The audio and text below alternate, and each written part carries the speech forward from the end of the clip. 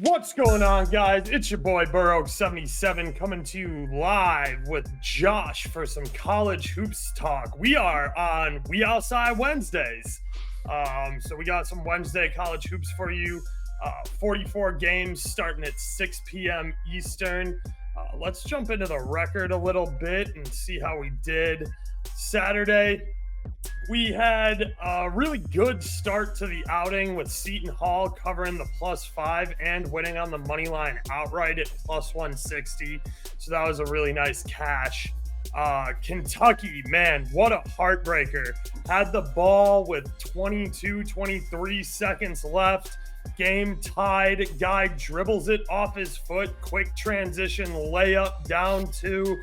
Gets a foul, goes to overtime, and unfortunately, overtime is where underdogs go to die.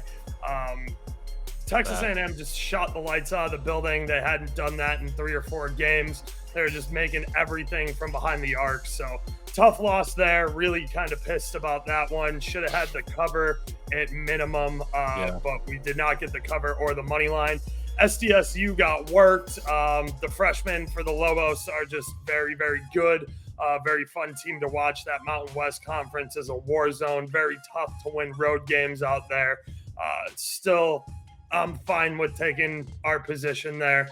BYU, I know I said on the video that it was -5.5. That ended up being -5 and even -4.5 kind of all day. So I'm calling that a push. We took it on Discord at -5. I put it on Twitter at -5. So that line kind of ended up walking in our favor. And if you got the 4.5, you cashed. The 5 is a push, and that's what I'm going to take on the record. Santa Clara, you got absolutely worked in your own building. That was a huge emotional letdown performance after beating Gonzaga. So we take the wins with the losses. We roll with the punches. Got to.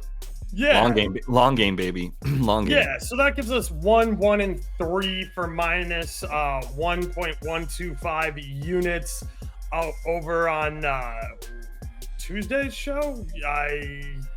Tuesday's show. No, Saturday's, Friday's show. So sorry, apologize about the graphic there, but minus 1.125 units. That's without the money line sprinkles. Those are always optional for guys who are back in the dogs. Yesterday, this should say Sunday, 1-1. I ended up taking it wasn't Ohio State. What was it? I ended up taking Green Bay on the money line over in the Horizon League. They're really good. They won outright. And then we took Washington, but we did it for 0.25 units. So that's how we ended up profiting there. 2024, I got bounced back a little bit. That player prop ladder kind of screwed me. 39, 2, and 51, minus 3.095 units. Still up 1.295 units on the season. So we'll get it moving right into the games for tomorrow. Yeah. I'll have Josh kick it off a little bit for us.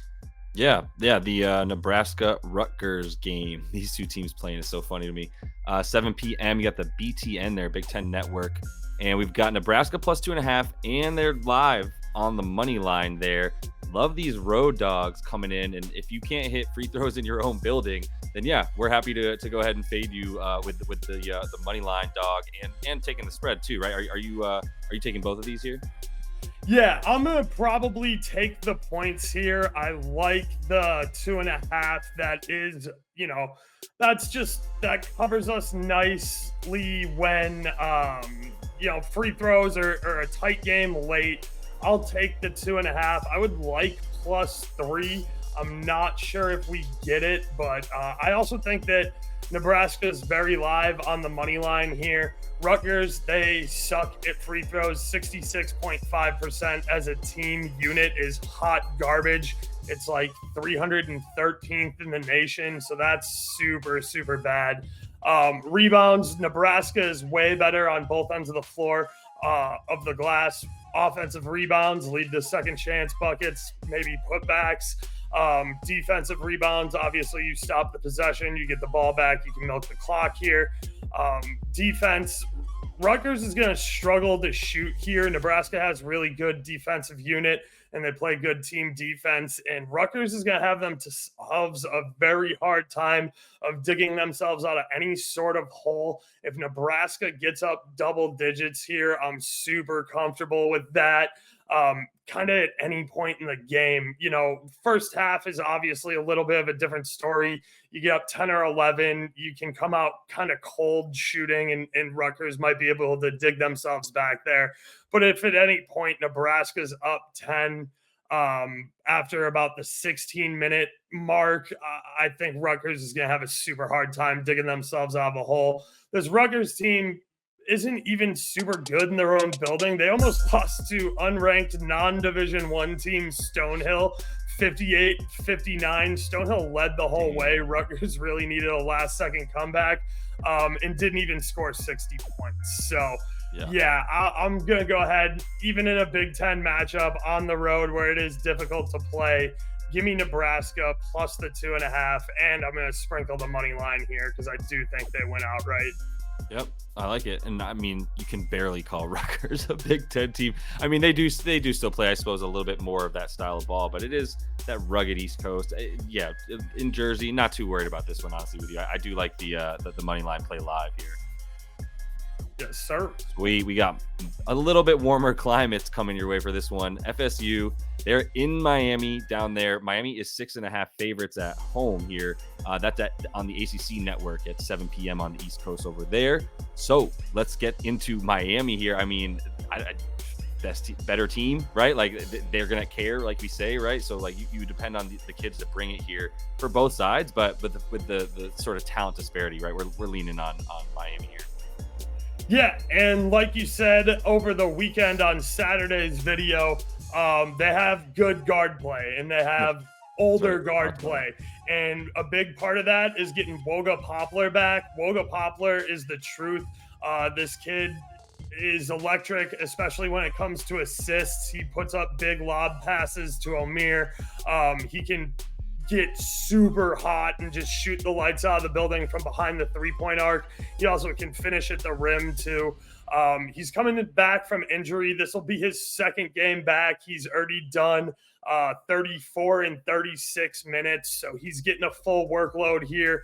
Yes, it does take a little bit of time to get your shot back and knock the rust off. I think we're past that point here for Poplar. This is an in-state rivalry, and rivalries just mean more in college basketball.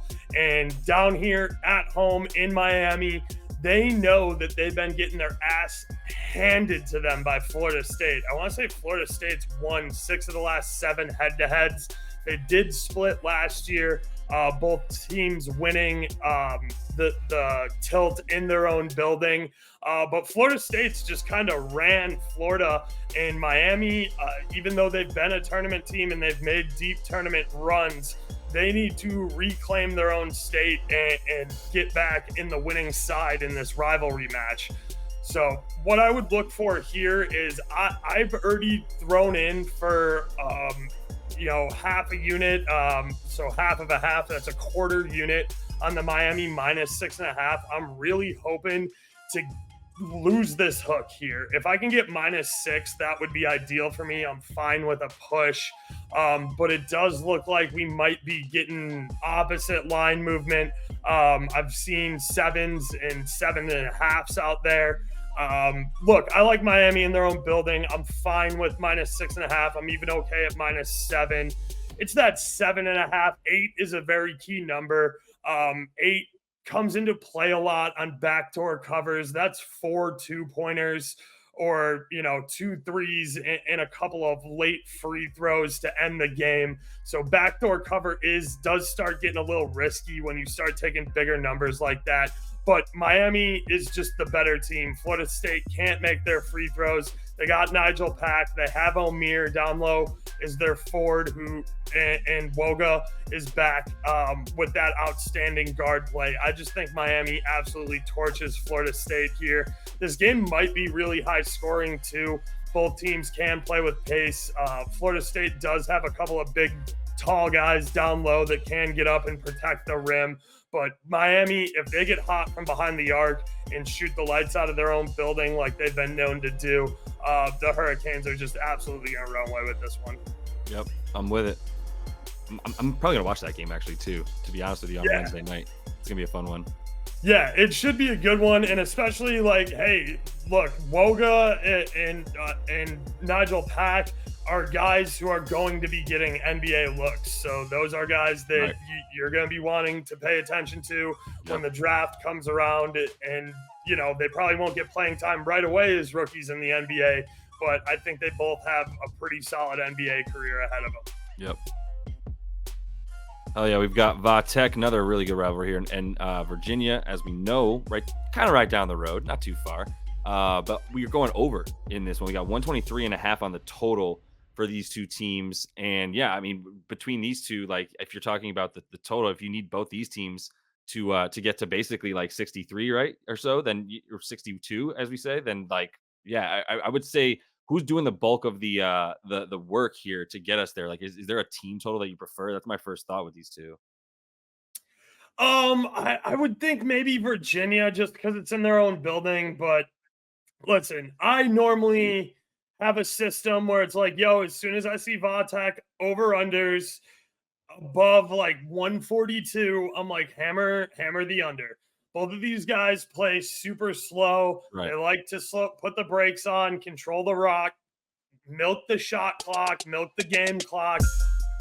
They want to keep it in reach. That said, 123 is way too fucking low for a college basketball total. Even for teams like, you know, Northern Texas and Charlotte and Houston, who are outstanding at defense and constantly have games going under. This is 62 points each team. You're telling me that over 40 minutes, these guys aren't scoring more than 1.5 baskets a minute? Like, that's just absolutely absurd to me. Even with the pace of play, even with the inconsistency, this is a rivalry game. The building will be popping. This isn't enough points. This opened at 122.5. I kind of sat on it. I saw people come to market at 125.5. And like I said, these tend to open low and then get bet up throughout the day / towards the tip. For me, this isn't even a terrible spot if you want to buy in now. And if this gets bet up close to the 130 area, I don't think it'll go that high, but 129.5, 128.5 isn't out of the realm of possibility. You could buy back on the under and try and find yourself a nice middle there. That's not what I'm going to do. I plan on buying this and riding this ticket. I already put my cash down on the over 132.5 at -110 over on DraftKings. I think it's a good number. I think it's a number both of these teams should be able to do. Again, they play slow. They play defense first. But come on, this is 62 points apiece. And we get the bonus of if it really is that much of a rock fight and it is that close of a game, if it goes to overtime, like, you know, get 6 points out of each team in overtime, that should clear the over pretty easily here. Yep. I have a hard time buying that these – I don't want to say kids because, you know, sophomores, juniors, seniors, like these are grown adults, like 22, 23 years old. Like, you're telling me you can't put the ball through the hoop 30 times? Come on. Better. We need the possessions for sure, but they need to be a little bit efficient with it. Either way, yeah, I do like the zag. Once you get to a too low of a point, you got to buy, you know, on this stuff. So I'm with you with waiting for that. So yes, sir. We'll keep it moving here. Salukis, baby. This is a matchup of teams slightly down the road. I mean, I've driven by both these schools. We'll talk about Bradley at SIU here, 8 p.m. That's on ESPN Plus. And we like a money line here for the home team, right? For the Salukes. Basically, like, we just like them to be able to hit their shots more so. This might just be one of those like make or miss kind of games, and both from the free throw line and the field goal. Twos really as well. Like we're looking at the 3-and-D team here for the Salute should be able to kind of keep it at home, right? I mean, that's helpful too. I should say, when you're able to keep the pressure high, and that's what you do is you pressure high up on other teams, and then you try to basically dominate the perimeter on both sides of the floor, right? Like that's a good recipe when you're at home, especially when you have the crowd. Absolutely. And the Salukis here need a little bit of a bounce back. They got worked pretty well by Drake, who is we're going to talk about for the next game. Drake is the class of this conference. They've been dominating everybody. And I took a little risk on the Salukis at home. It didn't pay off, but they played well. It was a rock fight. It was a really slow game. And the Salukis, I think, are going to bounce back here at home. Bradley plays a very similar game as them. They're both 3-D teams, but Bradley has absolutely no other shot in their arsenal besides three balls. They do not make mid-range shots well. They have no business in the paint. They don't really have a lot of size. They can't get putbacks. They can't go up. They don't finish well at the rim. And the thing is, the Salukis' best defense comes on the perimeter. They're top 25 in the country at perimeter defending. And again, they're playing somebody in their conference. It is always, conference stuff gets tough. It gets to be a grind, but the Salukis have gone out and defended much, much better teams than Bradley at the perimeter. And the Salukis have really tested themselves with their non-conference schedule this season, with their tournament games. And Bradley simply hasn't. So Salukis, they get to the line early and often too. And when they get there, they drain their free throws. Bradley is atrocious at their free throws. They're in the bottom 300s for D1 teams, so they're complete ass. And these guys are going to slow the pace here. So if I see the Salukis getting out, kind of like I mentioned with Nebraska, if they start getting a sizable lead here in the second half, I think it'll be tough for Bradley to dig themselves out. Now, when you talk a 3-D team, it can come quick because three-pointers on a bad offensive series for the Salukis, that's a 9-point swing. Those are always tough. They can be backbreakers. I just don't see the Salukis losing back-to-back games at home here. SIU, the students who typically aren't big sports fans, are really starting to show up to these games. The Salukis have a program where if you go to so many home games, you get, bonus parking, or, they have incentives for students to go. And it's really been working. They've been filling up the gym. So I think we got a good one here tipping off. And the thing here is Salukis are 1.5-point dogs. So on this money line, you're getting plus 100, minus 105. We might wake up tomorrow and it's minus 110, but I'm comfortable taking the Salukis to anything around minus 115. I do think they bounce back and get a big statement win here to stay at the top of the conference because, as we'll talk about in the next slide, Drake, Indiana State, and then it's Salukis are right there. So yeah. I think they have a chance to get a nice seed and make some noise in this conference tournament. Oh yeah. Let's get into that game. Yeah, Drake, Illinois State there, 7.5-point favorites for the Dogs on the road. But as you said, they are the Dogs. Well, they are the Dogs, but they're the favorites on the road at Illinois State. So yeah, 8 p.m. tip, ESPN Plus. Really, like you said, like Drake's just looking to continue what they've already built for themselves and establish that in the conference play at this point. So hard to see them really having a letdown on a road, even on the road right now. Yeah, and this is the second of a a double head-to-head. Drake hosted last time and completely wrecked Illinois State 88-71. Drake, like I said, they just manhandled SIU in their own building.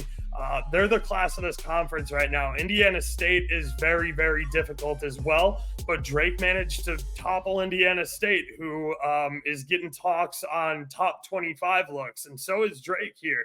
Like, these guys are talking, the NIL and the transfer portal has made this the college landscape much more competitive, and we're kind of breaking away from the Power 5 conference stuff, and these mid-major conferences are having incredibly good and skilled basketball. Now, that said, nothing's matching up to the Big 12. I was just reading a tweet of the 16 hardest strength of schedules remaining in the country. 14 of them are Big 12 teams. So other than that, like, everybody else is kind of even. And Drake has been putting in some great performances. And don't get me wrong, I would love to like the Redbirds here. My parents went to ISU. I got a bunch of friends that went to ISU. I'm an NIU guy. I would go down there for, Halloween, other parties and shit, and just get absolutely tore up. And I had a great time. And the Redbirds are a traditionally good basketball program in Illinois. But Drake is going to take them to the woodshed and beat them by double digits. So we're going to back the Bulldogs here. We'll lay the -7.5. I'm fine if you want to lay -8. If this keeps walking out, I just wouldn't go to 10. I just think laying double digits is it's something that's not for me. So again, 8 is kind of a key number here. That's 4 2-point possessions, and you start risking a little bit of a backdoor cover. I don't think it'll come to that. Drake has their eyes set on winning this conference, and they need to make as many statement road wins as possible, even though this is, a quad 3 or quad 4 opponent. Drake's not going to fall asleep. They're going to handle their business here. Yep, I'm with it. Let's take a look at them. Yeah, so that's all I got for you. 5 picks. Nebraska at Rutgers. Give me the Cornhuskers plus the 2.5. I'm probably going to dabble on the money line here. Rutgers, again, they're a fine program. They don't hit their free throws, and they almost lost to a non-Division I team in their own building. They've been playing better since, but a result like that always is going to stick in your head and make you hesitant to back them. Yeah. FSU at Miami. You guys know I don't respect FSU. Yeah, they burned us in a couple of videos ago. But Nigel Pack and Woga and Omir are just going to be way too much for Florida State to handle. We'll take Miami minus the 6.5 in their own building. Va-Tech at Virginia. I just don't think this is enough points. Yes, this is going to be a rock fight. Yes, this is going to be an incredibly slow game. This is an in-state rivalry, and I just don't think this is enough points. So we're going to take the over, and we're getting a pretty solid price on it at minus 110. Bradley at SIU. Salukis need a bounce back. They're in their own building. They should have the crowd fired up and working for them. I think they beat Bradley here in a nice bounce back. Plus, we're getting the plus 100 here. So we're getting even money on the Salukis. And then Drake, like I said, they're the class of the conference. They're playing Illinois State, who is scrappy and will try and give them a game. But ultimately, the Drake Bulldogs end up taking care of their business, and they cover that minus 7.5. Oh, yeah.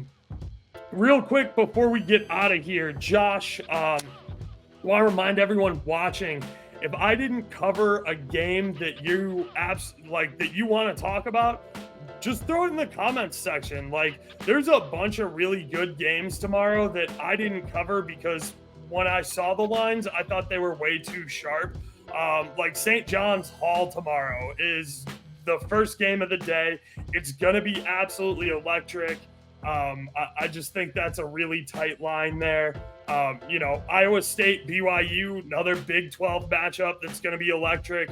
I thought that line is just really tight. It's plus minus 4.5. That's the hook. 3.5 at some shops. Again, tight lines. I'll happily give you my insights. Or I might even be able to make a YouTube short, get you 30 seconds to a minute breaking down what you asked me about. So please be active in the comments. Let me know.